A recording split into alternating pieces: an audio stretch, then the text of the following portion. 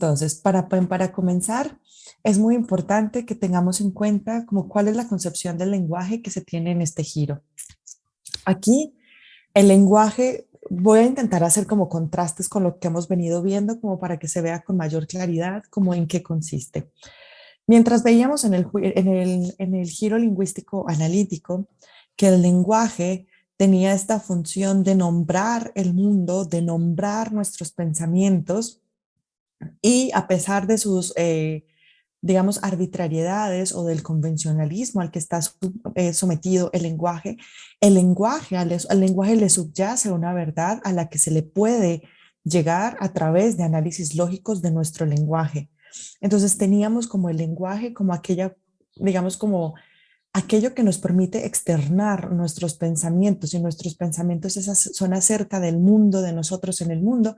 Entonces resulta que parece que el lenguaje ahí tenía esta función de decirnos cómo concebimos el mundo y cómo nos concebimos a nosotros en el mundo, pero desde un punto de vista como más bien objetivo. En este caso, en el giro lingüístico hermenéutico, hay una concepción del lenguaje distinta, y el lenguaje aquí se toma como un horizonte de interpretación en el que se ponen todas nuestras relaciones entre seres humanos y con las cosas. Aquí hace una cuestión importante cuando mencionan que las relaciones entre los seres humanos y con las cosas, y es porque aquí no simplemente va a estar dado la cuestión, por ejemplo, en términos analíticos, veíamos como teníamos un pensamiento, y ese pensamiento, digamos que era acerca de Jéspero, porque poníamos el ejemplo de Jéspero, y la pregunta es cómo es que mi palabra Jéspero refiere a Jéspero, y una manera de dar cuenta de cómo se da esto es diciendo cómo es que mi pensamiento es acerca de Jéspero. Creo que alguien tiene el micrófono encendido, ¿podrían verificar, por favor? Em, Gracias. Tal vez es Abdiel. Abdiel, ¿puede? Gracias. Ok, entonces aquí digamos que hay un intento, y esto es muy interesante, y es un intento de establecer dos tipos de relaciones. Están como las relaciones, digamos, objetivas que tenemos, o digámoslo así también como antropocentristas, que son las relaciones entre los sujetos y los objetos, pero no solamente ese tipo de relación, sino que también relaciones entre seres humanos, es decir, relaciones entre sujetos. Entonces, aquí el lenguaje va a tener una función muchísimo más de, digamos, una función mucho más intersubjetiva, una función mucho más de darnos cuenta de cómo se tejen las relaciones humanas a través del lenguaje, más que buscar a través del lenguaje la verdad que le subyace al mundo.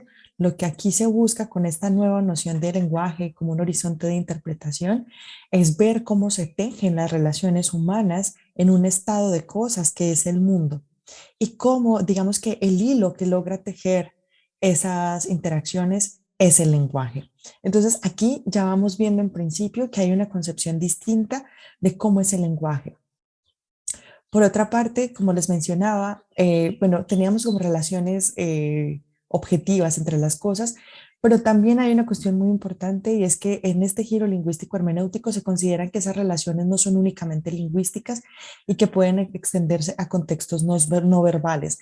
Entonces, esto es interesante. Creo que en la sesión pasada preguntábamos, por ejemplo, todas las expresiones que pudieran no ser objeto de análisis lógico, es decir, como todas las expresiones de las que no pudiéramos decir a través de un análisis formal que son verdaderas o que son falsas. Y teníamos como, por ejemplo, las expresiones artísticas, que propiamente uno no diría que son relaciones lingüísticas, sino relaciones de otro tipo, que también esas relaciones pueden extenderse de manera no verbal. Es decir, por ejemplo, el silencio comunica, y hay silencios que son ensordecedores, y su mensaje es tan fuerte sin que tenga necesidad de ser lingüístico. Entonces, ¿cómo podríamos decir en este contexto que podríamos todo reducirlo al lenguaje? Es decir, el lenguaje es muy importante, y como menciona aquí, justo pone nuestras relaciones entre seres humanos y con las cosas, pero ojo, esas relaciones no son solamente lingüísticas, y el hecho de que no sean lingüísticas no quiere decir de que no sean valiosas para nosotros como seres humanos y que no sean relevantes para que sean como objeto de una explicación. Entonces pensemos, por ejemplo, en el silencio. Pensemos, qué sé yo, cuando, por ejemplo, En México asesinan a tantas mujeres diariamente y sencillamente el presidente no saca un comunicado o cuando lo hace dice simplemente que son hechos aislados. Eh, Ese silencio por parte del gobierno es un silencio que comunica y ese silencio es un silencio que no podría traducirse en términos lingüísticos. Uno puede intentar, porque no podemos escapar a nuestras descripciones lingüísticas de cómo nos sentimos con respecto a cosas, pero ese silencio es un silencio diciente, ¿sí? Y lo mismo sucede, qué sé yo, en Colombia con los 6.402 falsos positivos. Todos esos silencios son silencios que gritan cosas. Entonces, justo parece que si bien el lenguaje es importante, parece que nuestras expresiones de cómo se dan nuestras relaciones entre seres humanos y con las cosas no pueden reducirse a expresiones lingüísticas. Y esto es algo que captura muy bien el giro lingüístico hermenéutico cuando le da, digamos, como predominancia a la noción de interpretación, que lo vamos a ver en un poco más de detalle más adelante. Pero justamente cuando también hablan de interpretación, están pensando de tal vez no hay algo como la verdad, sino tal vez hay algo como las verdades, ¿sí?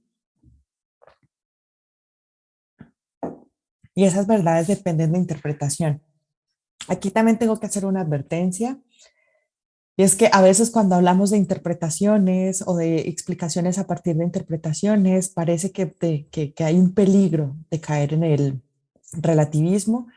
Y entonces, como todo este tipo de discursos filosóficos en el giro lingüístico hermenéutico parecen un poco como si rayaran con el relativismo.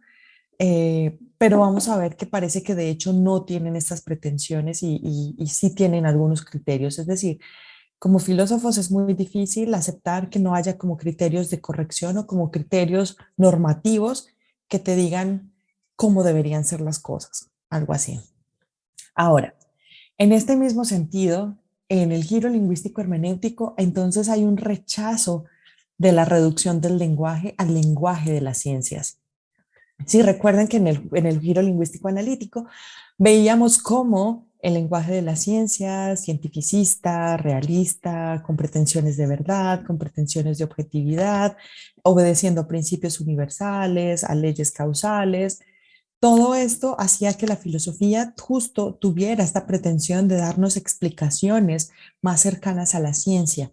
Pero aquí lo que sucede es que hay un rechazo de esa reducción al lenguaje de las ciencias, porque, por ejemplo, tenemos como expresiones artísticas que, insisto, parece que uno no puede reducir o uno no puede hacer un análisis del que resulte algo tal como la verdad o la falsedad de un enunciado en las expresiones artísticas.